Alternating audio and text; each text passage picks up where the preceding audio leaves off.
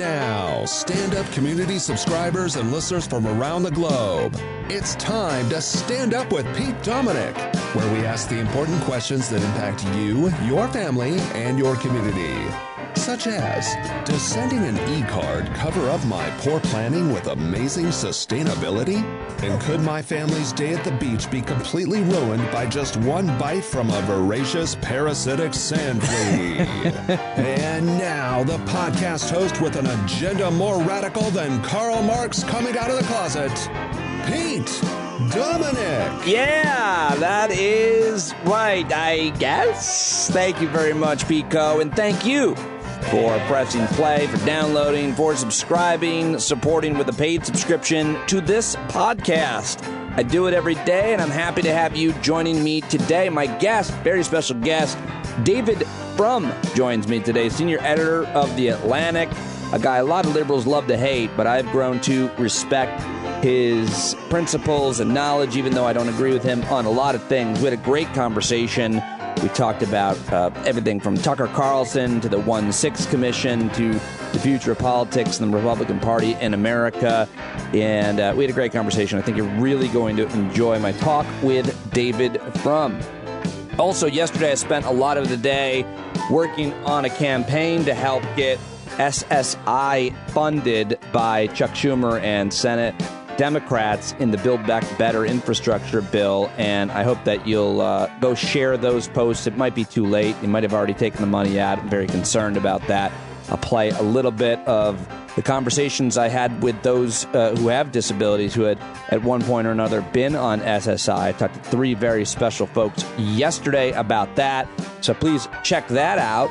And I will see you tonight at the Hangout. If you're a subscriber, by the way, Thursday nights we hang out at 8 p.m. virtually. I hope to see you there. And for those of you asking, and you're so generous, I did put it out there both on the podcast and Twitter that my daughter was ill at camp. We had to go up and get her and bring her back. And I'm always hesitant to mention things like that in my life because I get overwhelmed with support and some concern, and I don't want to create concern. It was never serious. It just sucked that she had to leave camp because she's loving it so much. She's better. She's feeling a lot better. I hope to get her back up there Friday. My parents actually volunteered to come down and bring her back up to the Adirondacks for her final week. So that'll be cool. That'll be special for all of them. So that's the update there. I hope that you are doing well and hanging in there. Always love to hear from you, and we're all here in this together. So many great people that have come together in this community. This podcast is brought together, and I hope to see some of you tonight and hear from you whenever you want. standupwithpete@gmail.com. All right. It's time to play a whole bunch of things I've got for you here, and headlines galore. It's time to get to the last 24. All right, let's get to a few clips from last night's CNN town hall with the President of the United States, Joe Biden. He was with Don Lemon for some reason. Never quite get that guy. But he did ask some pretty good questions, and obviously they took questions from the audience as well. It was in Ohio, a state that actually voted for President Donald Trump last election, but I guess part of this strategy of visiting red-leaning states and areas to promote popular proposals like the child tax credit or free community college. Biden answered questions about a wide range of pressing issues, including COVID-19, vaccine hesitancy, the economy, voting rights during the town hall. And let's start with that last and probably most important one about voting. So why is protecting the filibuster, is that more important than protecting voting rights, especially for people who fought and died for that? No, it's not. I want to see the United States Congress, the United States Senate, pass S1 and S4, the John Lewis Act, get them to my desk so I can sign them. But here's the deal. What I also want to do, I want to make sure we bring along not just all the Democrats, we bring along Republicans who I know better. They know better than this. And what I don't want to do is get wrapped up right now in the argument whether or not this is all about the filibuster or, look, the American public, you can't stop them from voting. You tried last time. More people voted last time than any time in American history in the middle of the worst pandemic in American history. More people did. And they showed up. They're going to show up again. They're going to do it again. But what I want to do is I'm trying to bring the country together. And I don't want the debate to only be about whether or not we have a filibuster or exceptions to the filibuster or going back to the way the filibuster had to be used before. And this next question came from a pediatrician who was there at the town hall in Cincinnati, Ohio. And she asked him about the COVID vaccine and misinformation and how to deal with it. And in this clip, you hear President Biden employ his, listen, I'm not kidding. I'm not kidding around here. Now, you think I'm joking. I'm not joking around. That whole Bidenism, if you will, but this is good. How are you? Hi.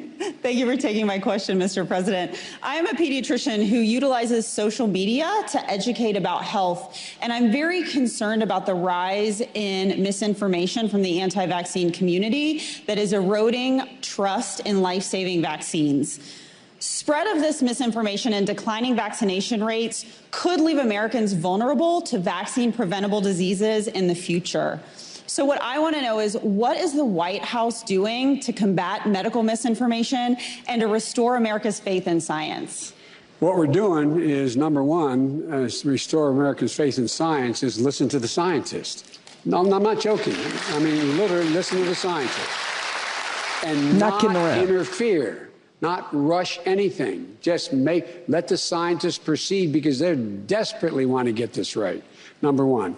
Number two, you may have heard, I never get myself in trouble, as you know, politically, but you may have heard that I was critical of some of the things that are on Facebook.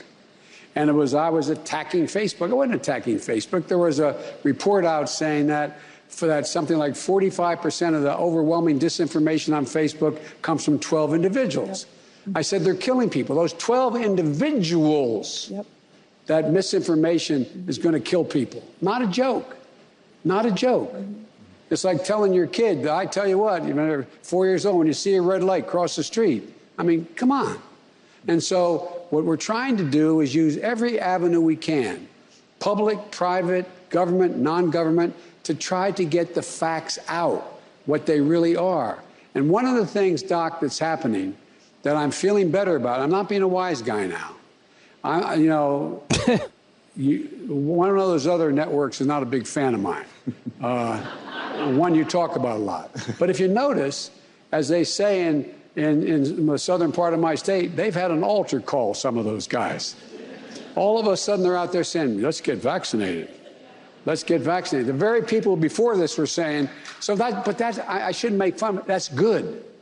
It's good. It's good. Yeah, it is good. It actually really is good. All right, but let's go back now to Don Lemon, who asked another really good question of the president. Why is he trying so hard to work with Republicans? The first thing I want to ask you is, what's your reaction to that? But number two, if Republicans and Democrats can't come together, right, to investigate the biggest attack on our Capitol in 200 years, what makes you think that they can come together on anything? These people. No, I mean it. I'm not being facetious. Democrats and Republicans. I don't care if you think I'm Satan reincarnated. The fact is, you can't look at that television and say, nothing happened on the 6th. You can't listen to people who say this was a peaceful march. No, I'm serious. Think about it. Think of the things being said. I've been through the other end of this when the Democrats 35 years ago were way off to the other side. What's he talking about? The hell is he talking? Did Democrats raid the Capitol and try to overthrow the government and overturn the election and deny its results? I don't know what he was talking about with that, but a lot more at last night's town hall in Cincinnati, Ohio. You can watch it all on CNN. But I got to move on. The vaccine rollout in Australia has been absolutely horrific, and a lot of people, of course, blaming the governor and the leader of the government, the prime minister, named Scott Morrison. And so he was on like kind of a shock jockey radio show in the morning for some reason, trying to do some type of cleanup. And the host, who's not like a really serious guy or whatever, but I thought he did a great job with this, trying to get the prime minister to apologize. Worth hearing another world leader who's completely screwed this up. The vaccine rollout's let's be honest, it's been a nightmare. I think clearly you'd say it's a race now to get us vaccinated, because I'm still trying to work out the benefits. Like over in the UK at the moment, I know they're coming out and saying, hey, if you're fully vaccinated, that's how you'll be able to access clubs and sporting events and stuff like that. Are we looking at rolling that out here? Like, what are the advantages of being fully vaccinated? Well, that is the next step. And when we hit the vaccination rates that enable you to do that safely, remember, in the United Kingdom, 94 people died yesterday. Now, if that had happened in Australia today, I don't think anyone in Australia would be saying that was a good outcome. Originally, we'd hoped to have the whole job done before we had the problems with the AstraZeneca, Atagi advice and all of that. We'd hoped to have it done by the end of October. We now think we'll be able to get that element of the job done by the end of the year. So we've clawed back a lot of time over the last couple of months. We have this thing on the team here, right? We all get along very well and everyone works their ass off. When someone stuffs up, it's all about accountability. Say sorry, you admit the problem, and we move on. Can you honestly say to me that the government's taken accountability? Like, I've never heard the word sorry. Guys, you know what? Sorry, we did screw it up, but we're getting it right now. Well, we've had problems and we've dealt with them, and that's what I do every single day. I mean, yes, the government is accountable for this, and I'm accountable for this. That's why we take the accountability by fixing the problems and getting it right. Yep. And I'm sorry, I'm not trying to have a go. I think it's just frustration. We're in lockdown. Sure. Can you just, you know what? Can you just say sorry, Jace? It'll make me feel so much better, and then I feel like What we're doing is fixing the problems and getting on with it. Scott, I'd even take a my bad, Jace. Just my bad, Jace. We're moving on. We're fixing the problems and getting on with it, guys. That's what people need. We need to put the economic... I got one for you. What does this spell? SORRY? Jason. Okay, sorry. Yeah. Coming at you. Sydney in the morning. I don't know what this is. Guy's name is Jace, I guess his name is. But he called the Prime Minister Scott. That was they got a weird level of comfort with their politicians, and politicians have a weird choice of shows to go on, but I have no idea what I'm talking about. Okay, let's move on to Dr. Fauci. You probably heard all about the drama, the fighting that's been going on between him and Senator Rand Paul of Kentucky, who almost nobody likes. I guess, I don't know, who's less likable than Rand Paul? I guess Ted Cruz. There's a lot of horrible people in the U.S. Senate, but anyway. So Rand Paul fighting with Dr. Fauci, and yesterday Dr. Fauci was on MSNBC with Ari Melber, who we went back into it. Listen to this. For those of us who've covered you and listened to you, a major contrast to most of your public speaking. What was so important or concerning to you about that? And do you think if people listen to what Dr. Rand Paul, Senator Paul is saying, or what Tucker Carlson is saying, and act on it, they may be increasing their risk of getting COVID or getting hurt? Yeah, I mean, my response, I don't take any great pleasure, Ari, in clashing with the senator. I have a great deal of respect for the institution of the Senate of the United States, but he was completely out of line. He totally distorted reality, and he made some inflammatory and I believe slanderous remarks about lying under oath, which is completely nonsense. I mean, and some of the things that he says are so distorted and out of tune with reality, I had to call him on that. I didn't enjoy it, but I had to do that because he was completely out of line, totally inappropriate. Well, I'll just speak for myself when I say I totally enjoyed it. Anybody is lying here, Senator. It is you. Yep, good stuff. Well, Dr. Fauci's boss, Dr. Francis Collins, who runs the National Institute of Health, came to Dr. Fauci's defense on Wednesday on CNN over his fiery exchange with Senator Rand Paul. Dr. Collins, what is your response to what happened there? Well, it's very unfortunate to have something that I think could be readily resolved in terms of understanding the meaning of the term gain of function. But instead, this has turned into political theatrics. It's really unfortunate. We have so many more important things to spend our time on right now. But it's a diagnosis of just how polarized everything has become, so that even in the face of this terrible pandemic that has taken more than 600,000 lives in this country, this kind of time is being wasted on this kind of posturing. And I just want to be clear, Dr. Collins, you do stand by what Dr. Fauci said in response to Senator Paul at this hearing. Is that correct? I absolutely support Tony Fauci in every way. I have never known him to be anything other than completely truthful. He is a public servant that people should all be thankful to. And to see him attacked and demonized this way on political grounds is really hard to watch. Man, if you had a boss that looks at you the way Francis Collins looks at Dr. Anthony Fauci, you're in good shape. Okay, well, let me switch gears here now to another big story yesterday, and that is that the Speaker of the House, Nancy Pelosi, announced that she was going to kick the kooks off the coup commission. The insurrection of January 6th has an investigation led by the House Speaker, and yesterday she rejected 2 of the 3 House Republicans that the minority leader appointed to the 1-6 commission on account of these 2 assholes being a part of the inspiration for the insurrection in the first place. She decided basically not to let the Fox who investigated who raided the hen house. So plans for this bipartisan committee to investigate the January 6th insurrection falling apart to some extent Wednesday after House Speaker Nancy Pelosi moved to block these 2 controversial Republicans appointed by Minority Leader Kevin McCarthy from sitting on the panel, paving the way for 2 separate and largely bipartisan investigations of the violent attack on the Capitol. So Nancy Pelosi called on McCarthy to name 2 new Republicans on the committee after refusing to appoint conservatives Jim Jordan and Jim Banks to white guys named Jim, a privilege that she has as a speaker. And as staunch backers of former President Donald Trump, both members voted against his impeachment and pushed to overturn the election results certifying Biden as president.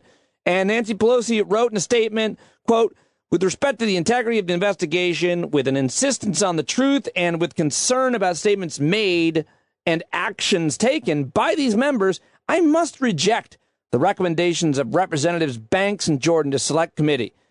And she continued by saying the unprecedented nature of January 6th demands this unprecedented decision. Well, of course, Kevin McCarthy made a huge show of that. He started whining and complaining in his awful little cadence that he uses when reporters asked him questions at his press conference yesterday. I'll play a little bit of that, as much as I can stomach for you. Jim Jordan. Is she afraid of a question from Jim? Is she afraid what he might ask or fight for? He's a ranking member. Not his first committee, but his second. No, he's been on like all the committees because he's a huge asshole. Why would she be afraid? Did she set the committee itself to be one-sided? Yes. More so than any select committee before? Yes, she did. We warned you from that moment in time she was playing politics. Today just showed the American people exactly what everybody was warned. It's American people who lose in this, but we're not going to allow that to happen. We're going to get to the answer of the question. Why were we ill-prepared? Why, if they knew on December 14th? Oh, it's insufferable. How about this? Kurt Bardell asks this. Why would you be upset about not being allowed to serve on a panel that you opposed being created in the first place? It's like saying you hate Karen and then you're shocked when she doesn't invite you to her birthday party. I like that. Well, Liz Cheney wasn't having any of it. She hates Kevin McCarthy. She is making it perfectly clear in speaking to reporters yesterday about him. January 6th was the worst attack on this Capitol since 1814. It was an attack on our Constitution. We supported what would have been the very best option, which was a bipartisan independent commission. The minority leader opposed that. He lobbied against it in the Senate, and the Senate blocked it. The American people deserve to know what happened. The people who did this must be held accountable. There must be an investigation that is nonpartisan, that is sober, that is serious, that gets to the facts wherever they may lead. And at every opportunity, the minority leader has attempted to prevent the American people from understanding what happened, to block this investigation. Today, the Speaker objected to 2 Republican members. She accepted 3 others. She objected to 2, one of whom may well be a material witness to events that led to that day, that led to January 6th. The other, who disqualified himself by his comments in particular over the last 24 hours, demonstrating that he is not taking this seriously. He is not dealing with the facts of this investigation, but rather viewed it as a political platform. This investigation must go forward. The idea that anybody would be playing politics with an attack on the United States Capitol is despicable and is disgraceful. And I am absolutely dedicated and committed to making sure that this investigation holds those accountable who did this and ensures that it never happens again. And the American people deserve that, and that is what we're going to do. Did you urge the poll? Do you think you can still get that nonpartisan investigation you want, given that no other Republican but yourself will participate? I am absolutely confident that we will have a nonpartisan investigation, that it will look at the facts, that it will go wherever the facts may lead. There are 3 members that the minority leader proposed that the Speaker did not object to. She has objected to 2 members, and the rhetoric around this from the minority leader and from those 2 members has been disgraceful. This must be an investigation that is focused on facts. And the idea that any of this has become politicized is really unworthy of the office that we all hold and unworthy of our republic. Did you personally urge the Speaker to take this step? I agree with what the Speaker has done. And also, McCarthy, of course, wants to become Speaker next year. Do you think that he deserves to be Speaker in the aftermath of his actions here? I think that any person who would be third in line to the presidency must demonstrate a commitment to the Constitution and a commitment to the rule of law. And Minority Leader McCarthy has not done that. Are there other Republicans that you or Speaker Pelosi believe should be part of this investigation? The other 3 you mentioned that she did not veto are not going to participate. Are there others? Are there other colleagues you've spoken to? There are many Republicans, the vast majority of the Republicans, both in the House as well as across the country, recognize and understand that this was an assault on our democracy, an assault on our Constitution, and that there must be a fact-based investigation so that this never happens again. And we cannot allow those voices who are attempting to prevent the American people from getting the truth to prevail, and we certainly will not allow that. Real fracture in the Republican House between the kind of more traditional establishment Republicans who are still extremely staunch conservatives. I would argue conspiracy theorists on a broad range of issues still, including Liz Cheney. But then you've got the people who are just absolutely batshit crazy. I got some clips of them coming up as well. Speaking of which, one of them is Ron DeSantis, but I won't put him in the crazy town montage because what he's saying in this clip coming up is good. He's actually endorsing that people get vaccinated. And that's important, as I think we heard Joe Biden say earlier. But the U.S. virus cases have nearly tripled in the last 2 weeks amid misinformation.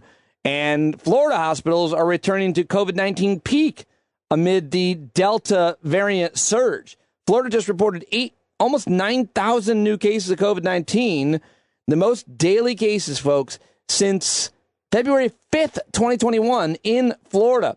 And my guest today, David Frum, tweeted, 1 in 5 new COVID cases in the U.S. is occurring in Florida. DeSantis signed executive orders to protect vaccine refusers.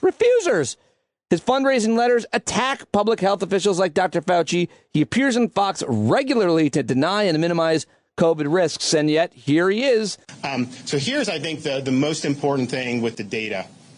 If you are vaccinated, fully vaccinated, the chance of you getting seriously ill or dying from COVID is effectively 0. If you look at the people that are being admitted to hospitals, over 95% of them are either not fully vaccinated or not vaccinated at all.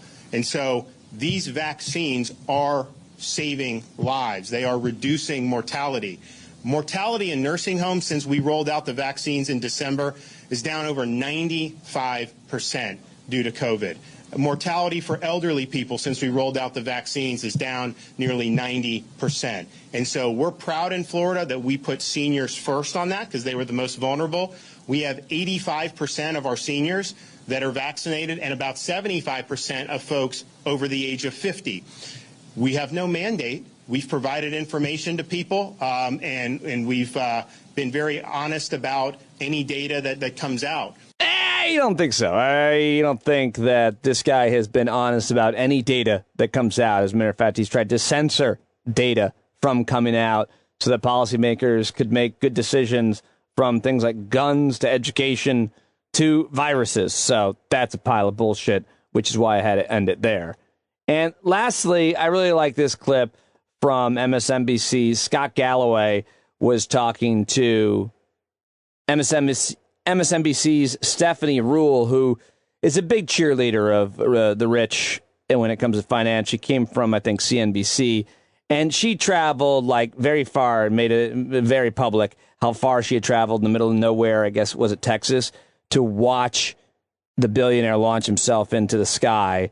And I just loved what Scott Galloway said. The whole clip is great. You should look it up, but here it is. But they're not only burning their money, they're burning our attention. I just find it kind of strange and a little bit weird that we seem to be obsessed over a rocket going up nearly to the Kármán line and then floating down, when 50 years ago we sent 3 brave people 250,000 miles, tried to land them on something rotating at several thousand miles per hour, and they get them home safely. And we're trying to position this as for all mankind. I think it would have been a lot cheaper if Mr. Bezos had taken a canary yellow T-top Corvette and crashed into a hair plugs clinic. I apologize for sounding very cynical here.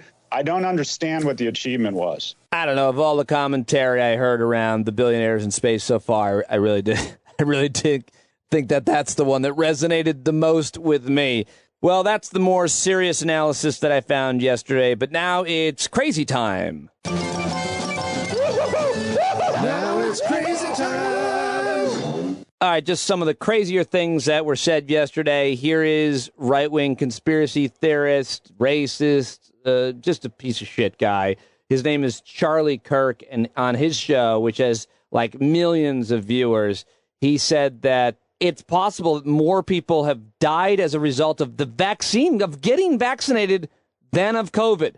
Yes, that's what he said. More than double the number of people who have died from COVID in the U.S. I'm not saying that's true. I'm saying that according to how we calculate theirs, by the independent study that was administered, this could be true. So where are our elected leaders looking into this? Why are our leaders all of a sudden peddling the vaccine? What's behind this? Oh, I know what's behind it. It's that everybody's dying again, and younger people are dying, and of COVID, not the vaccine. Nobody's dying of the vaccine that we know of.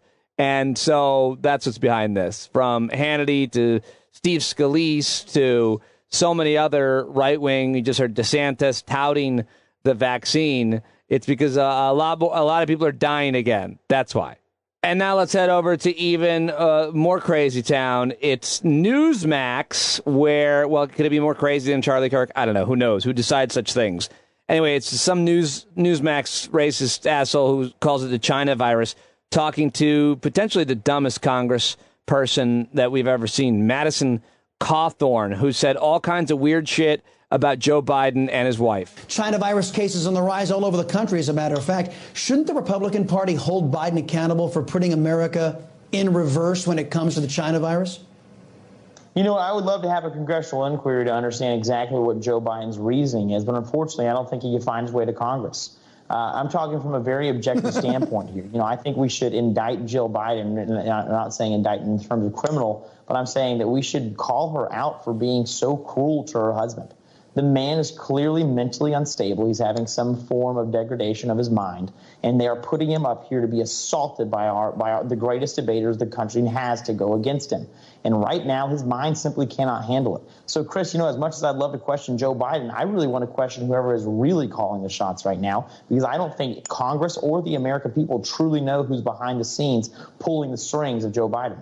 They really do try to out-crazy each other. They really do. Yesterday was Marjorie Taylor Greene. Today it's this guy, Madison Cawthorn. We're talking about elected people in Congress, not even talking about the media people like Charlie Kirk. I'm talking about the elected people, Matt Gaetz, Mo Brooks, Louis Gohmert, all these insane, Lauren Boebert. Yeah, they sound a little bit alike, don't they? Anyway, bottom line is they just try to out-crazy each other every day, and that's why I'm playing a couple of these clips for you. Here's another guy who's really nuts. His name is Jonathan Wichmann. He's running for governor in Wisconsin. And yesterday he held some kind of a fundraiser or gave a speech, whatever. But here's this screwball who's absolutely cuckoo for Cocoa Puffs. I decided to run for governor of Wisconsin. I'm no stranger to politics. I'm not a politician. I am a patriot. I want to make that very clear. And I'm sure all you are patriots as well. That's why you're here. I got in the fight last year because I saw a really evil coming across this land, especially in Wisconsin, right? The lockdowns. Oh, I wasn't expecting that was going to be evil. I've been following politics for 13 years. I volunteered for Ron Paul's campaign when he ran for his presidential bid there. Oh. And what I noticed is that everything kept deteriorating, no matter if we had a Democrat or Republican in office. It didn't seem to quite matter. Wow. Up until Donald Trump. Thank God for President Trump, who still is the president, by the way. And there's your money shot. We all know that. Yeah, we all know that was a sham. Oh, yes, we need to audit it, absolutely. Yeah, not ready for prime time, Jonathan Wichmann, but yeah, he is running for governor in Wisconsin. Sorry to all of our Wisconsin listeners. Good luck with that guy. And finally, here is one of the biggest assholes in all of media. I mean, really just an epic douchebag. It's a guy named Jesse Waters. He's on Fox News, makes an ass of himself every day. He's got the most punchable face in television, in my opinion. And they were talking about climate change on Fox News, The 5 yesterday, and he was making fun of the worst hacky bullshit criticisms and stupid jokes. Guy is insufferable, and here is the peak of nonsense. And do you really think the Chinese and these Middle Eastern oil kingdoms are going to listen to John Kerry and stop fossil fuels? Come on, man. He's just in it for the luxury travel. If you want to stop climate change, you don't fight climate change. If it's getting warmer, you adapt to it. Let's just say the sea levels rise a couple inches over the next century, Harold. Okay. It's a great civilization we have here. I think we can adapt to that. Now it's crazy time. Oh, that one really got me. That one really put me over the top, folks. Sorry about that. If you hate the Crazy Time segment, email me. I can understand. standuppwithpete@gmail.com for all of your stand-up Pete Dominic needs. Okay, now it's time to get to today's news dump. All of the rest of the headlines I can find. Rapid fire. Here we go. Ocelot lands on your bed with a graceful thump. Its breath smells like your hamsters on today's news dump. That is a news dump jingle written by listener Adam in Maryland, performed, of course, by the beautiful and talented Pete Coe. It's based on a true story, too. That's the story I read in the news dump a couple days ago, where a lady woke up in her house and there was like an exotic cat on her bed that wasn't hers. It looked like a baby leopard. That's a true story I read. Okay, let's do this. Let's start with the issue around the horrible wildfires out west. Heat from fires out west so severe it's causing thunderstorms without rain. The pyrocumulus clouds are making fire conditions even more dangerous. Thunderstorms without rain in regions desperate for moisture. A pretty horrible headline to start with, but let's stick with that issue and talk about what's happening in Dubai, where they are now making fake rain created by, quote, shocking clouds to tackle the heat wave there. Dubai has trialed the rain-enhancing technology that sees drones unleashing electrical charges in clouds so they produce rain.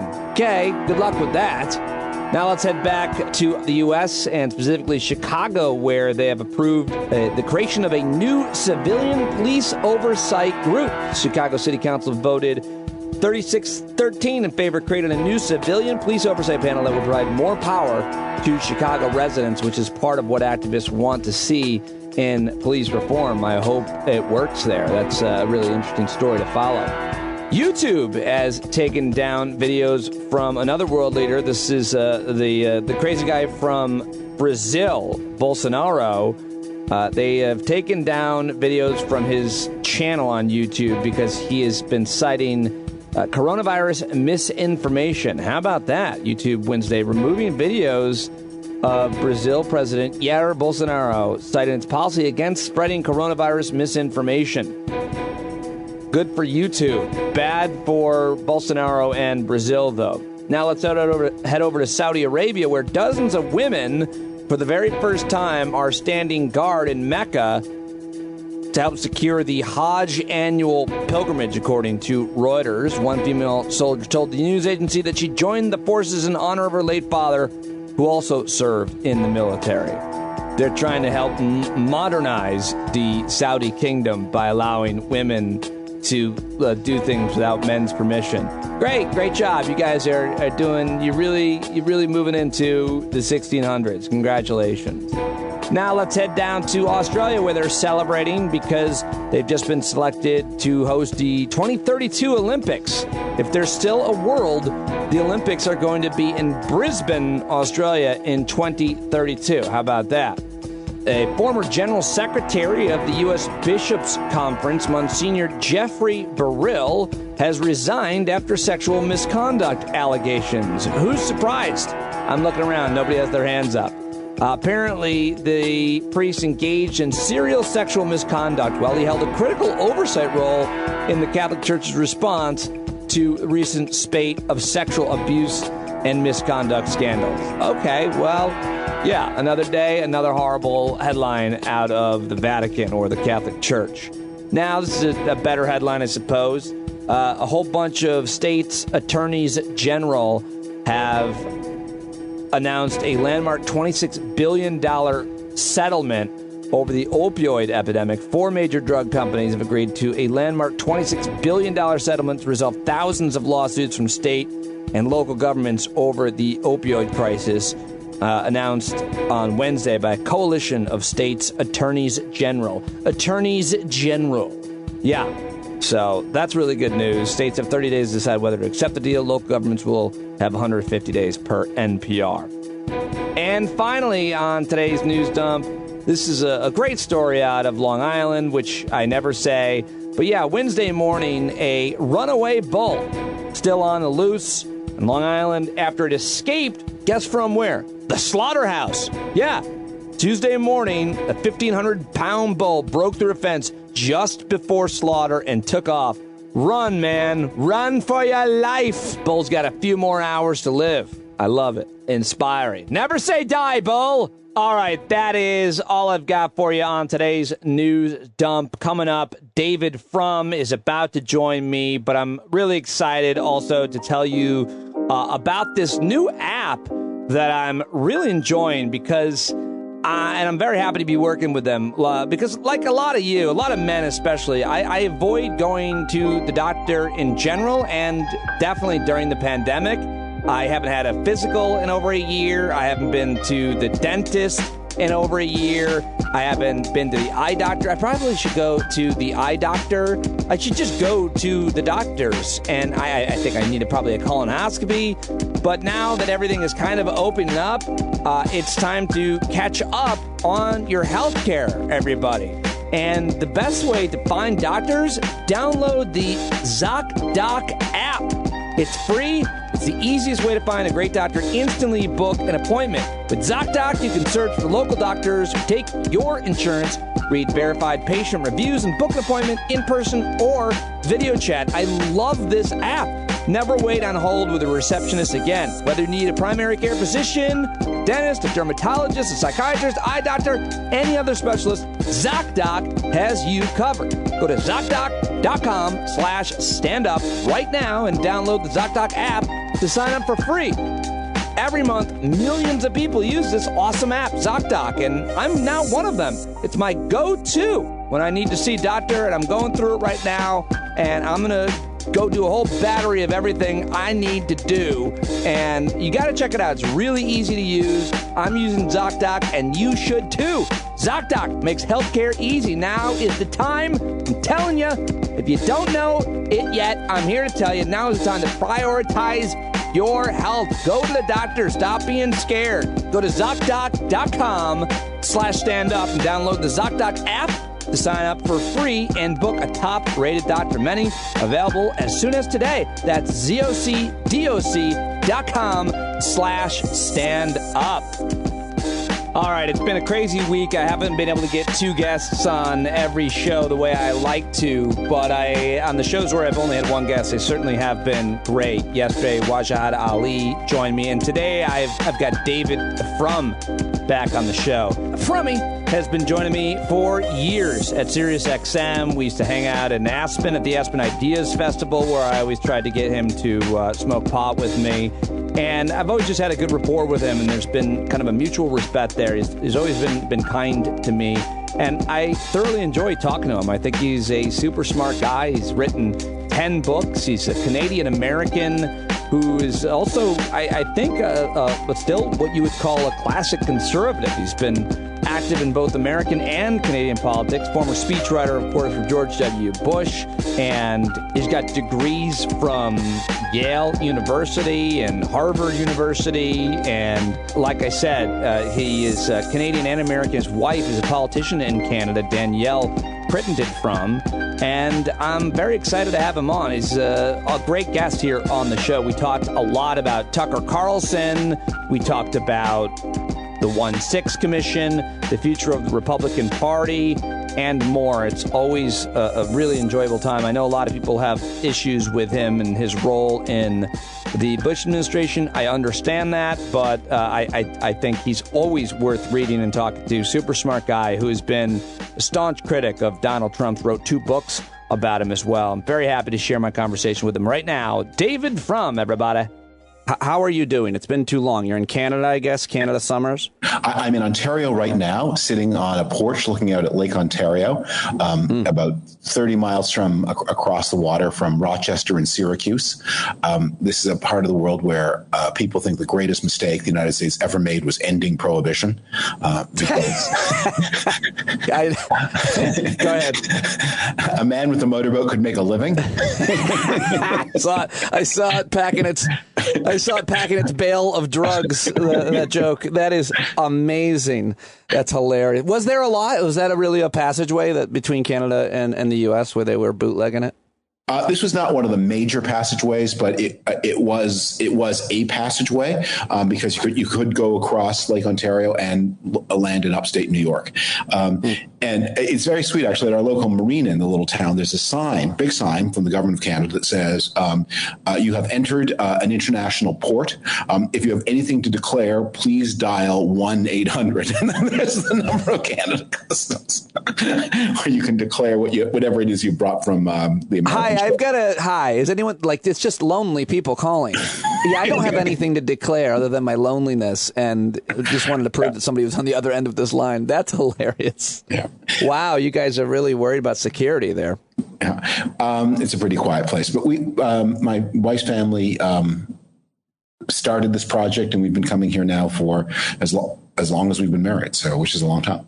I love it. Well, I wanted to ask you about Canada as it relates to COVID, because the news, what was it, last week, that the Canada passed us in vaccination rates, and I think they're not, I guess you can explain the comparison and why it doesn't necessarily add up. But my understanding was that Canada wasn't doing as well as we were in the vaccine rollout or access to the vaccine, and then somehow slow and steady won the race, or maybe there's just less of an anti-vax movement. I don't know. But what's going on?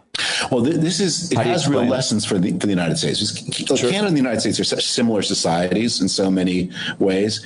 I looked it up the other day. You can you can start driving in Dawson City, Yukon, in the upper left-hand corner of North America, and drive diagonally to Key West, which is a distance longer than from Cairo to Bangkok. And speak English the whole way, use the same credit cards the whole way, probably have dinner at an Applebee's every single night. And it's continuous. And yet there are these differences. So Canada is now over 50% for fully vaxxed. It's at almost 80% for one shot. And that is, as you say, despite getting off to a much slower start because of a lack of vaccine supply and a lack of manufacturing capacity inside Canada. The vaccine in Canada is all imported from the United States and from the EU. So what's going on? And I think it answers those people who say this is all Facebook's fault, because there's Facebook in Canada.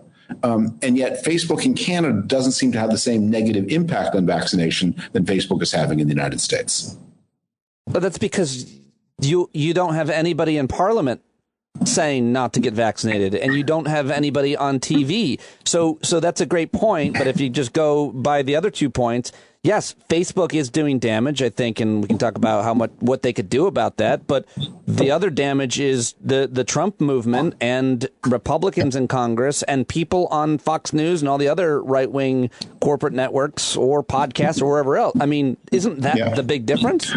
Yeah, that is the big difference. There is, I think, a naturally occurring amount of vaccine hesitancy in a modern society. You can see this with measles shots. They're about, even before Facebook, there are about 5% of parents who, because of one form of a religious belief or delusion of some kind, or just, sociopathy, or maybe they didn't like their kids, there are about 5 points of parents that wouldn't do it. So that's your sort of base of vaccine resistance. So how do you get these big numbers? And it's got a lot to do with elite permission. That Donald Trump made it a test of loyalty to him to be doubtful of COVID. And if you don't believe that COVID is real, then why would you take a vaccine against it? And in Canada, you don't have there's no elite permission. If you are someone who's looking around to say, is there anyone I admire or support who's telling me not to do this? No, everyone is saying you have to, all the politicians. The Trumpiest politician in Canada is a man named Doug Ford. He's the premier of the province of Ontario, where I am, which is like governor of the state, except more powerful. Rob Ford's brother, right? Rob Ford's brother. And he has been like a leading campaigner for social isolation, for mask wearing, and for vaccines, because whatever you think about cars versus bikes, which is a big culture war issue here, whatever you think about that issue, whether you're in favor of unionized or non-union garbage collection, obviously, if there's a pandemic and a vaccine becomes available, you should take it. Obviously. You're saying that you can be a culture warrior and not pick this to fight a war over. It makes because it's a win. I mean, it's a win for him if his people stay healthy and don't die, especially his supporters. Yeah. And every politician in Canada, by the way, I haven't checked this very recently, but the last time I looked, every politician in Canada saw poll numbers go up during the crisis.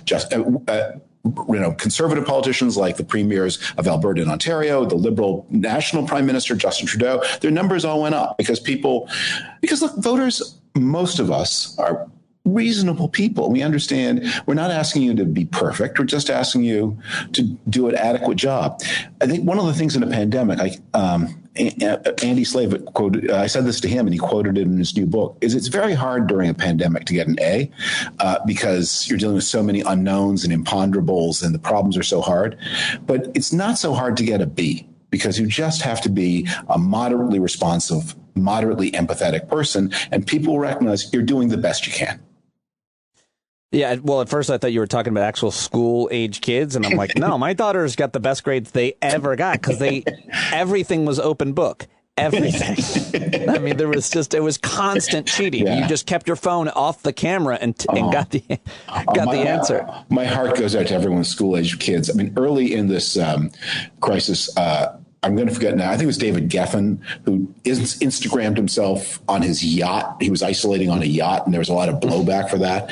And I was thinking, if you don't have kids at home, you have way more in common with David Geffen than you do with people who do have kids at home. Like, just like that gap. Not having school-age children, it is more like being on a yacht than being in the best situation with school-age kids. Yeah, so but I will say, if you have well-adjusted, kids like my daughter's, teenagers, I should say, in terms of school and everything, like, it wasn't that hard because I didn't have to look over their shoulder too much. And it was almost fun because I could eavesdrop and watch them, get called out for not paying attention. But if you have young kids, man, you gotta do everything. It's nuts. And my friends down in Australia, as you know, they're dealing with a lot of COVID-related issues. They got little kids, and it's a nightmare for folks all across the country. So let me ask you, though, about what you think is, a more specific difference. And I say this because you've written about Tucker Carlson. You've talked about it. You wrote a piece at The Atlantic. Remember who Tucker Carlson is. Remind folks, or tell us, because most people probably don't know about need to be reminded, your relationship with this man goes way back. You know him really well, and he called you out on his show the other day. Yeah, I know him. I wouldn't say well, but we were Washington friends. We were not real friends. So we would have lunch together. You know, he came to my eldest girl's bat mitzvah. We would hang out. We would see each other. We worked for the Weekly Standard together. We had a social relationship. I wouldn't say we were, non-Washington friends. And he was always, the thing about Tucker was he was always a lot of fun, but he always had this kind of dark, mean frat boy side to him. That was always there. It's part of what made him, when he started, a good journalist, is that, to put it bluntly, oftentimes you're in journalism where you have a chance to do something and you draw back because it would hurt somebody. It's always, for me, that there are things you don't say, there are quotes you don't use. I've never had that, and I don't know whether it's a good thing or a bad thing. But well, you never had the quality where you wanted to, tell your audience the truth, but you knew it would hurt somebody. You couldn't go through with that. You couldn't name them. It's more that the process. Janet Malcolm wrote about this. But that process where some journalists will do, they will work for weeks to get somebody's trust. So they lower their guard and then say the thing to you and your tape recorder that ruin your life. And do you use that? And Tucker had so that in those days, what made him good was he had no scruple. He would win the person's trust. He would get the killer quote. He did this to, by the way, then Texas Governor George W. Bush, that he got an absolutely one of the most devastating quotes of the campaign 2000 cycle was a quote that Tucker got out of George W. Bush. I mean, I don't know that it proved anything, but it was a win. So there was a woman on death row, and there was a lot of appeal from various allies. She then had a Christian conversion. She became very evangelical, very pro-life, and there was a lot of pressure from the pro-life movement on George Bush to pardon her. But she had done some pretty heinous things, and he had a general policy against pardoning death row people, and so he didn't pardon her. And Carlson interviewed him in the spring or summer of 2000 and asked him about this case, and got on record George Bush seemingly making fun of the pleas for mercy on her behalf. And it made Bush it was a huge deal. It made Bush look awful. And it really, as I learned later, it really upset him because he had just he had been like saying all the right things for 20 minutes, and then he made one cynical joke, and of course that's the thing that gets used against him. Sure. But the problem with Carlson is you can't trust him. Is that he, as we have seen again and again in the past couple of years, is he will tell a story like Antifa came to my house and broke down my front door, and he got all these people, including like the corporate relations at rival network CNN, to go on record about how terrible this was and how this should never happen to anybody. He said Antifa came to his house? Antifa came to his house and broke his door, kicked it while his wife was at home, kicked down his door, shattered the door. Yeah. So the police report doesn't mention any damage to the door. The Washington Post shows up first thing the next morning, takes a picture of the door, and they said either he's got the world's fastest door repair service at his at his command, and then one of the people who was at the demonstration wrote a first-hand article about it that said we were actually we never went on his property. We stood on the street. We didn't even stand on the sidewalk. We stood on the street and chanted slogans, and they were there for 8 minutes. And look, in general, I disapprove of people going to anybody's house and doing this, because there are family members who have nothing to do with it. If you want to challenge even that St. Louis couple with the castle that came out with the guns, they weren't really at their house. They had not gone to those people. I hear you. I agree with that morality. And by the way, do you know if that group identified as Antifa? That could be another question. I don't know. Insinuation. But there have been a series of these things. I mean, the stories he tells about his first grade teacher, that whenever you can check. Oh, right. Yeah, a claim, it has a way of proving untrue. His first grade teacher, I don't know what that was, but I did see his first grade teacher fact checked him and said, "Are you crazy? That didn't happen." Yeah, I don't know what it was. He made his first grade teacher out to be this loony hippie, and said that he had difficulty reading because of her bad teaching. And And anyways, the point of this story is, if you become rich and successful and prominent and you have a negative story about your first grade teacher and it's true, you still shouldn't tell it. Right? Oh, yeah. Well, but if it's not true, what are you doing? Like, why would you make up a thing? Like, even if it's true, you should bite it back, because there's this person who knew baby you all those years ago, and now you have all this prominence and you're going to go kick them? It would have been awesome if she was like, listen, that kid, not only could he read well, he was not dumb, he was smart, but he was also a huge asshole to all the other kids. She described him as a very sweet boy, and then said actually that he had, and here's the mistake, is that she had not taught him reading. She was the tutor that his father had hired to help him learn reading. Oh, wow. Yeah, his rich family. So the thrust of this piece at The Atlantic about Tucker Carlson, though, the larger point and why this matters, and the reason I kind of brought it up is because that's, one of the differences in terms of, he's done so much damage with both the election and the big lie and on COVID specifically. And, that I think is important to mention. And so, him, you wrote this piece about it. What's the real thrust here? What should we take away? Yeah, I think that the thing that the thrust of the piece was that this had happened. There had been another one of these stories that Carlson had told about how he had been victimized by somebody. And a lot of people on Twitter and social media instantly repeat uncritically, because, everyone wants to be a good sport. And you want to say, there are things that you shouldn't go to people's houses and harass them. Their wife, their spouses and their children are there. You shouldn't harass them at home. You shouldn't kick doors, obviously. None of those things should happen. And so everyone wants to go on be the first person to go on record and say, much as I disagree with person X, this thing should never have happened. That's a very laudable impulse, except when person X is someone who's a proven unreliable narrator. You need to be real careful about being the first out of the gate to say this thing they say unwitnessed happened. Right. I deplore it, because there's a good chance it didn't happen. Well, since you wrote that piece, he's come out and said that the NSA was spying on him, I think, too. And that's right into that. And that's even more important, because as many people who know more about the NSA than I do pointed out, if there's any germ of truth to that story, what he's telling you is that he was talking to people who were objects of NSA surveillance. And the NSA is not an operational agency. It is purely an information gathering agency, and it operates according to a series of rules. But one of the rules is it is allowed to gather intelligence on foreign persons. So if you have an agent of a foreign power or a foreign person, and an American telephones them, they don't have to turn off their listening device because the American calls this foreign person. Now, there are then restrictions on what they can do with the information. But if he's saying they picked me up, then the question that he is sort of inviting the question, who are you talking to? He did come out and say that he was trying to arrange an interview with Vladimir Putin. So we know he was talking to Putin's people. So of course they're listening. As I say, this whole story may be completely made up because we don't win. But if there's any germ of truth to it, you shouldn't be real surprised if you call up Putin's people that the NSA is listening to them. I mean, you would know that. And by the way, and what are you worried about? Because if you say, here I am, Putin has been interviewed by other American journalists before. Recently.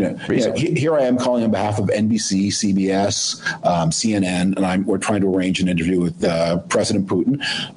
What do you care that the NSA scoops that up while they're listening to Vladimir Putin's press secretary? Publish it on the front page of the New York Times. I'm doing my job. I'm getting an interview. There's nothing to be embarrassed about here. Right.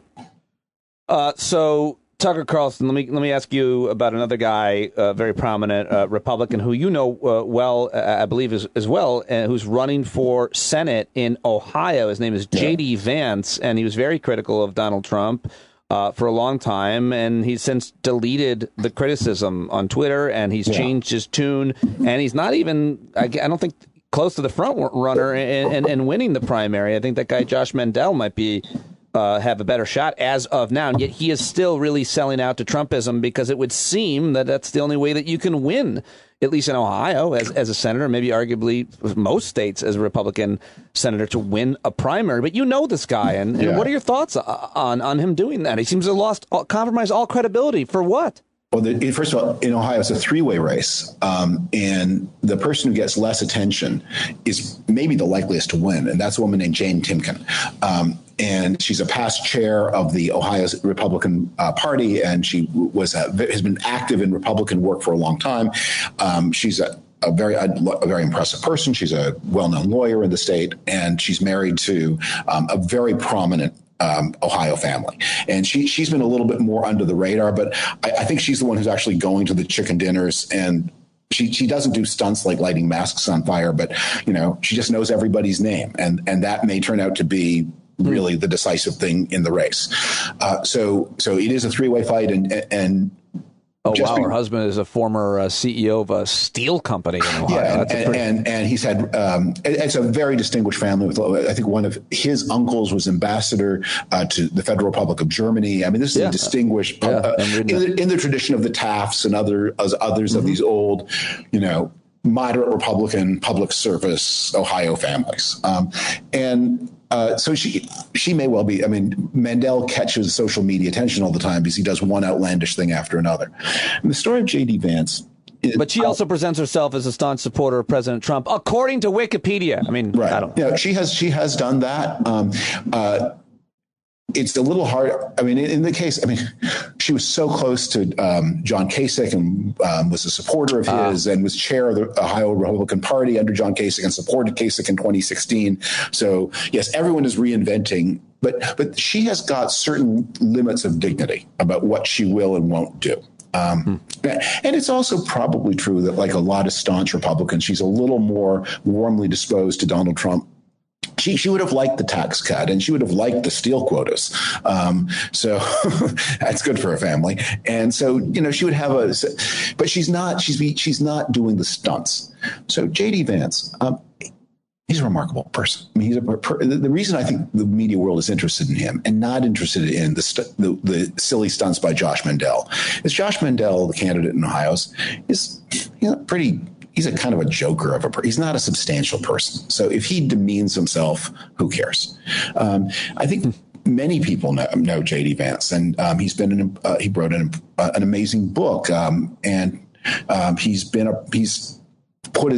had this incredible life story, and he was a writer for The Atlantic, where he expressed himself very emphatically on Donald Trump and explained the dangerousness of it and what a betrayal it was of the people from whom JD came and whom he wants to represent.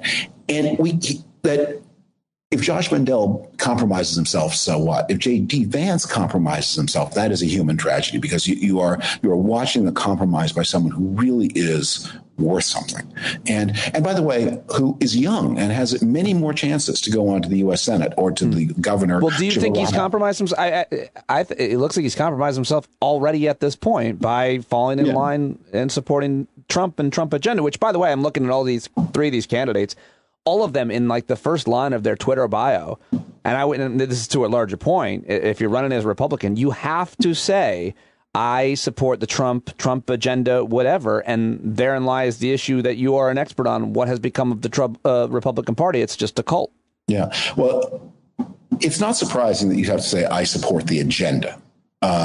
You can then have some limits on what you say. After the guy lost, where in history, you're the historian here, would any politician at any level say, I support the agenda of the guy who lost as president or even mayor? You would say Republican, conservative, or whatever, wouldn't you? Yeah, you might. You might have your. There are people who lost who have remained popular afterward, at least in their party. I mean, actually, Herbert Hoover remained popular within the Republican Party for a time. Jimmy Carter did not, because he blew apart the party. George H.W. Bush, a lot of popularity in the party, and his achievement, by the way, as president, looks bigger and bigger with every passing year. I'm not. It does. What? Yeah, I think it does. I mean, given how far we've fallen, certainly in the Republican Party. Yeah, go ahead. I won't take your time now to make a case of actually a series of remember Acid Rain? the reason I say remember it is because it's gone. And the reason it's gone is because of the Clean Air Act of 1990 that he and his negotiations with Canada, the peaceful unification of Germany, wrapping up the savings and loan crisis so that at this point only experts in American banking history remember it. You go through, there are a lot of incredible things that happened. I mean, he... but then, I wonder what changed. A series of things changed with Newt Gingrich and the Clinton scandals and Fox News. And I think most importantly, people don't talk about it enough, but Grover Norquist. I mean, it paralyzed government from being able to do anything. If you're a Republican, you just hate government and you want to destroy it from the inside out after that, it would seem.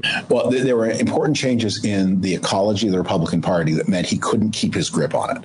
And so he was left behind by he was a politician from one era who got a lot of substantial accomplishments, but wasn't in tune with a new political era, and so split his party and lost re-election and had some bad luck with his economic timing as well. But didn't totally lose his grip. I mean, his son won 2 terms as president, so I don't know how you would compare those two. But yeah, sorry, we're going down the. But when you talk about Donald Trump, I mean, if you're a practical politician.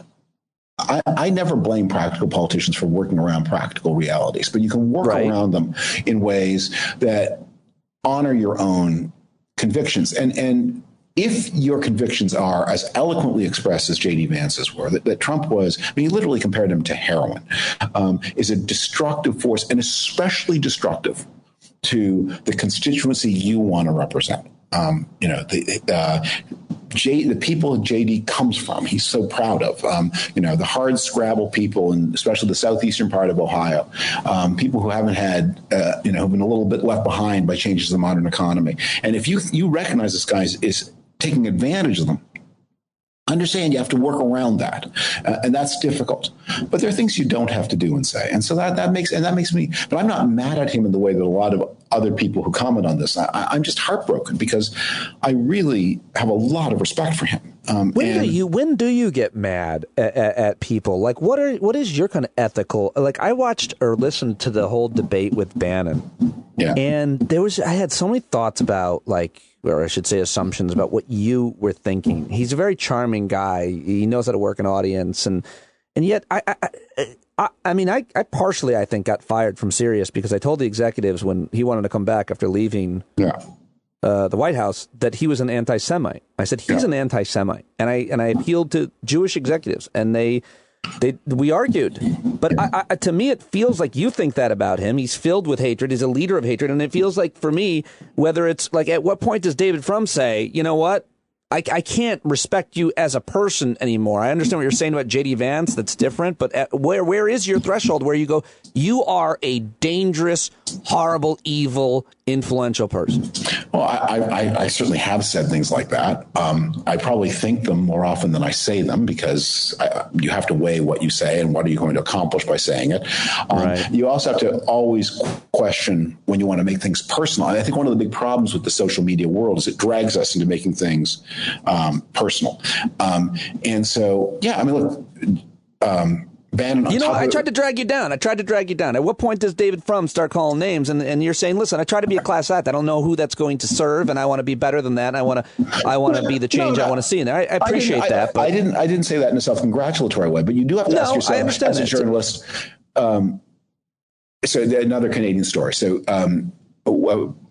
Canadian, but it doesn't matter who it is. A Canadian politician in his war room had signs made that four huge ones, so they were on every wall, so everybody could see them. And the sign said, "Why are you saying this?" I like it. And it's a good question. Why am I saying this? So the point of public speech is not to relieve your feelings. That's what private speech is for. The point of public speech is to help people understand things better. And to clarify, to elucidate, to illuminate, to give them more facts, more figures, more knowledge, more insight. I'm not saying you don't have a moral point. I try not, I don't think I'm morally squishy. I don't think I'm acceptable to everybody. And like, there are a lot of things I wouldn't go interview Steve Bannon. I have friends who did this. I wouldn't go interview Steve Bannon, even when he was at his most powerful, and listen to his crackpot philosophy of life and write it down as if it was a coherent anything. Because I would know it wasn't true, because actually, and the reason I wouldn't do that is not because because of some moral squeamishness, because I would do that for some very bad people if I thought the things they were saying actually explained their actions. And one of the problems with these so-called populist nationalists is the rationalizations they give for what they're doing are not the real motives. So actually you're engaging, when you sit down in an interview, Bannon, you are taking part in a disinformation effort. Whereas if you go into the mountains to interview the leader of a guerrilla insurgency who's committed all kinds of atrocities, and you do an interview with him and he explains why he's committing atrocities and why he intends to commit Peter more. Berg and Osama bin Laden. Yeah, that's a good thing to do, because if he's giving you a subjectively truthful account of why he's the horrible killer that he is, but where you get into trouble is, when a lot of these Trump people would make up whole theory, that we are engaged. Bannon was great at this, and we're engaged. Actually, I'm a Hamiltonian, and I'm concerned with the struggles of China. So the reason we're soft on Russia is not because Trump has some embarrassing connection with Russia that none of us understand. It's that we have this whole other reason we just made up as I started this paragraph for why we're doing it. But nothing is gained by that kind of reportage. Right. No, I thoroughly agree with what you're saying, and I appreciate you explaining that. Your most recent piece at The Atlantic, where everybody should be subscribing and reading all of David and so many other great pieces, is it's titled "There's a Word for Trump for What Trumpism is Becoming. The relentless messaging by Trump and his supporters has inflicted a measurable wound on American democracy." And that word starts with an F, and you have tried not to use it, where a lot of other people, I think including me, it doesn't really matter what I think or say about such things. Of course it matters. No, in terms of I better at asking questions. Calling someone a fascist is just like, it's an easy thing to do. Calling names, labels, easy. Fascism is kind of hard to understand. It's hard to understand how it manifests in one country versus another in history and so on. But I guess I gave it away. I was trying not to say the word. But anyway, why have you not said it, and why are you starting to think maybe you should start saying it? Well, as you say, fascist. We usually use fascist to mean an insult. As just an insult. It's like an overbearing or bossy person, or the soup Nazi. So the problem one is we use it as an epithet. So we can't. It's hard for us to use it in a word of analysis. Like if the way, not in a Republican campaign ad, but most of us understand what the difference is between being a socialist and not being a socialist is. So there's a difference. So Bernie Sanders, Elizabeth Warren, there's an important difference. They're both on the liberal wing of the Democratic Party, but Sanders is a socialist. He believes in state ownership and large amounts of economic redistribution. And Warren, although she's a progressive, is not a socialist. And so it's a meaningful thing to say. And more importantly, just real quick, they are different than Venezuela, who's different from Sweden. Right. Socialism from one person in America to different countries, and they so often get compared, and it's tiresome. But we try to use it analytically. But fascist, we seldom do. So that's one reason to avoid it. The second reason to avoid it is when I say fascist, most people think Nazi.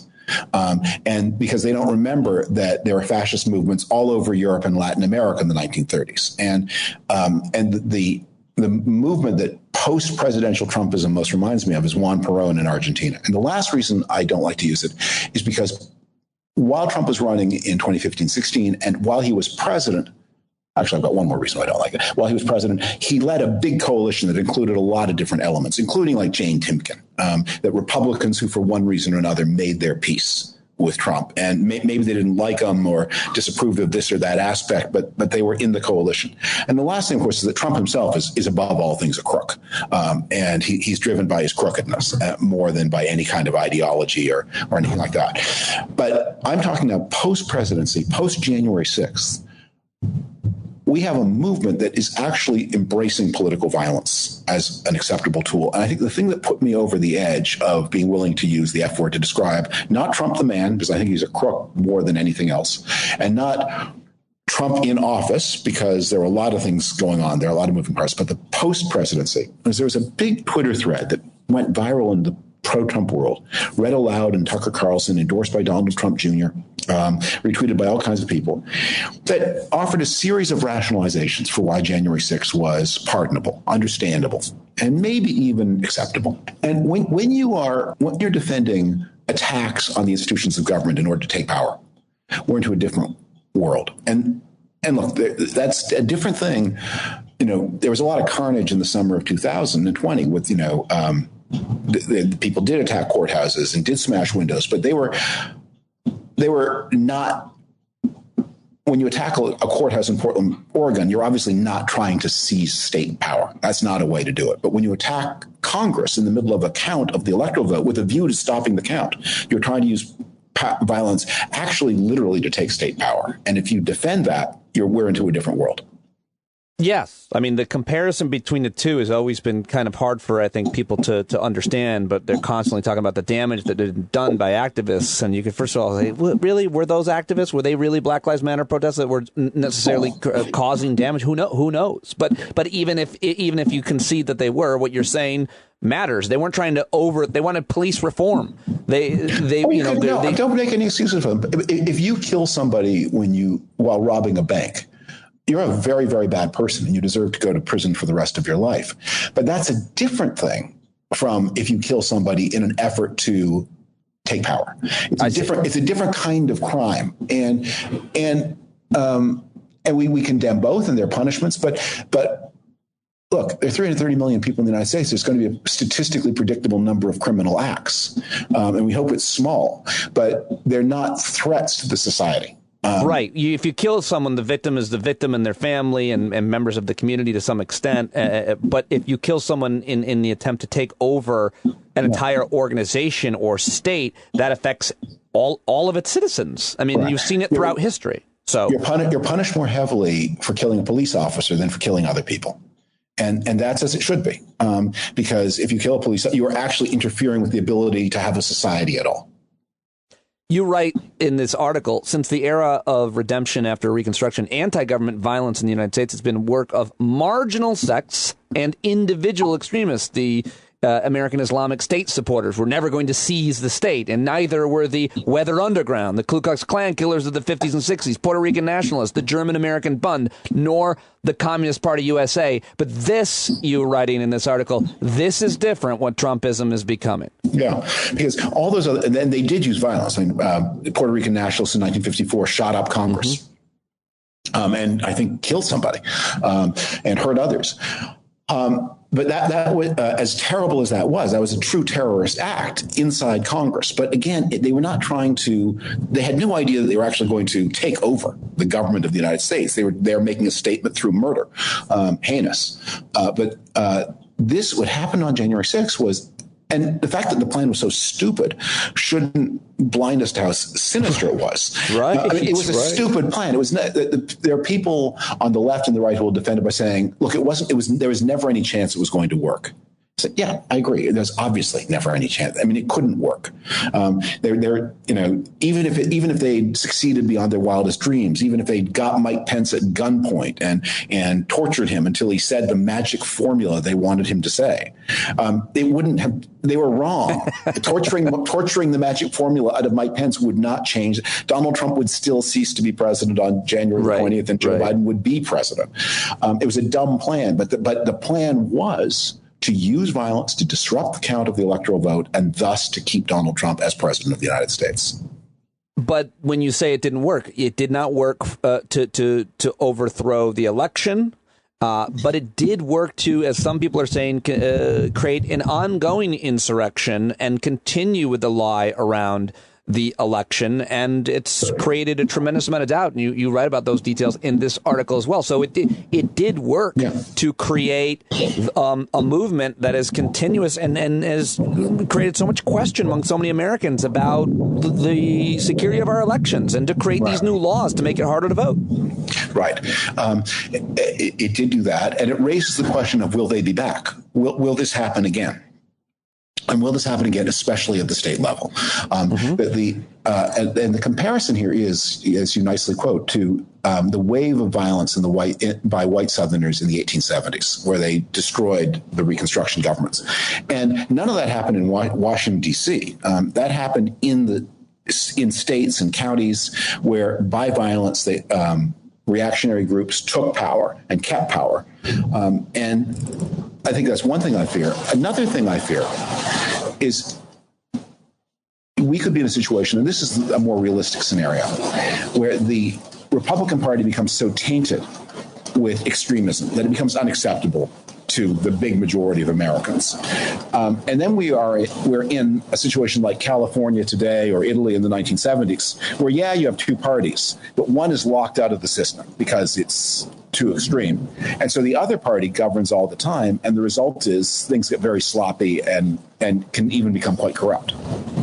Well, I think we're a long way from that, though, that outcome. That's a possible outcome, but it doesn't seem like a very realistic outcome either to me. I don't know. Well, in California, it's the present. So in California, California being led predominantly by the Democratic Party, you're saying? Yeah, and it doesn't. It's been 15 years or so since it's had a competitive Republican Party. Well, Caitlyn Jenner's got a shot. Is that an episode in the history of politics or an episode in the history of publicity, do you think? Well, I think it's obvious that it's a latter, but then again, the ego on her and the kind of ignorance that she seems to come with. I don't know. I haven't paid that much attention to her, but she's, it's got to be about publicity. It seems like everything that whole family does, they're masters at it, but staying relevant. So let me ask you, though, just here and wrapping up, David Frum, about the January 6th insurrection and the 1-6 commission. First of all, the fact that there wasn't a bipartisan commission to look into it the way there was 9/11. You were in the Bush White House, I would imagine, when that was created. There was actually resistance from the Bush White House, but they still did it, right? And so what do you make of the fact that there wasn't a similar independent commission created, and now you're left with a commission that will clearly be painted as partisan, including these 5 Republicans, though, that all 3 of which voted not to certify the election. And they're looking into it. So what do you make of all that? Well, it's going to be because the reason you have a commission is because there's stuff you want to find out. Are you moving around now? Your sound decided to. No, it's just. Are you by the ocean? I'm by the lake, and the clouds just opened up, and the rain started, and that interferes. Oh, with as long reception. as I know that's what it is, it gives listeners texture. We can tolerate it. Go ahead. And I have this joke about the age of miracles we live in. Here I am in rural Ontario, and I can video chat for free with friends in New Zealand, except when it's cloudy. Well, we're spoiled. Yeah, so it's amazing and kind of like, okay, if you could do like the first 3/4 of the sentence, this is bullshit. Why can't it work when it's cloudy? Yeah, that's crazy. All right, so to your thoughts on the independent commission and to the, I guess it'll be called partisan commission, the House commission. Yeah, there are things you have a commission because there are things you want to find out. A commission is an information. Its job is not to punish or to adjudicate blame. It's to find out what happened. So after 9/11, there were really serious questions about were the FBI and the CIA talking to each other? Had there been failures of airport security? And there are things that we needed to know. There are fewer things on January 6th we need to know. We need to know a few things. We need to know, was there any kind of interference from political people in the deployment of security at the Capitol? And we need to know what exactly was communicated by Donald Trump and other Trump supporters to the protesters. And in particular, many of them came by bus. Who paid for the buses, and what did the people pay for the buses know about what was going to happen that day? So they're honest informational questions. But yeah, the job, I think, of the Republican members is to prevent us from getting answers to that. And it raises questions about how useful such a commission will be. You can do an independent commission outside Congress, by the way. I was wondering about that. Has that been done? That's been done, and that's when you get like the Warren Commission was an example of this after the assassination of John F. Kennedy. Those are the best ones. The Pearl Harbor Commission, I think, was done that way, where you have some retired politicians, you have some people with relevant expertise, and you send them away from the political process, and they write a report. But that's probably not going to happen. We're going to have this House commission, and it'll be probably exploited and parodied, and I don't know. See what happens, but it's got to happen, right? I mean, an investigation has to happen. Well, there are things we need to know, and in particular, I mean, I think one of the most urgent is, and I'm prepared to be optimistic about this and say it was just a set of screw ups, but why weren't there more security on the Capitol that day? Was that a screw up, or did somebody somehow intervene? I'll let you go, but plug that thing that you do with your wife, or that podcast or show that your wife does. I really enjoyed that. I'm researching and preparing. I try to watch everything that you've done recently, and I say, well, what's this? And I go, isn't that his wife? And it was really funny and enjoyable. Well, thank you. So my wife Danielle, who works under the name Danielle Crittenden, hosts a podcast called Femsplainers. It's been going on for a number of years. My role is I'm a guest about once a year, I used to be a guest on Valentine's Day, but I one year gave such terrible advice to an emailer who actually wrote in later to complain that my advice had gone catastrophically wrong. So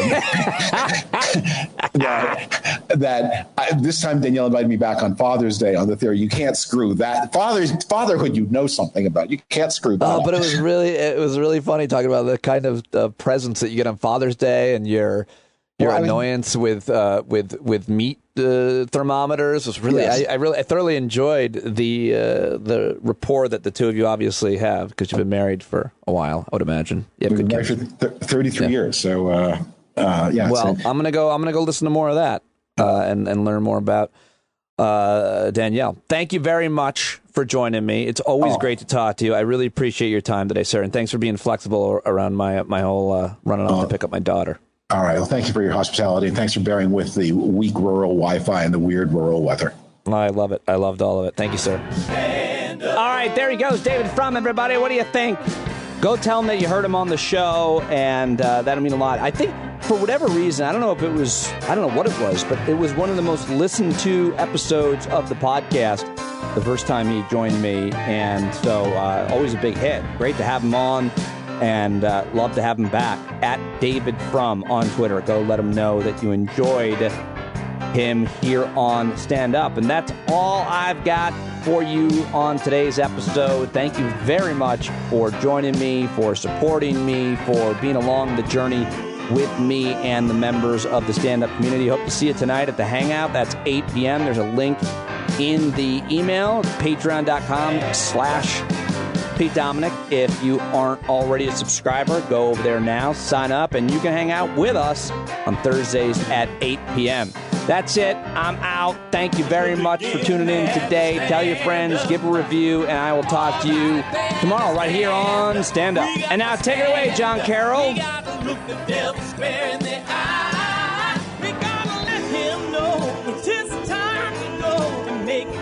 All we hear is a lie. Why you lying awake wondering where the money all went? It'll be the cost of freedom that'll go unspent. You can see them flee the scene of that experiment if you stand up. Alright, we got to speak up, we got to reach up and raise your voice in every way you know how. Don't be toes up, you got to show up. Ain't no better time to do it but now. No need to pledge allegiance to no wanton tribe. Rise up and show obedience to the voice inside. And listen well and it'll tell you not to run and hide. It says stand up.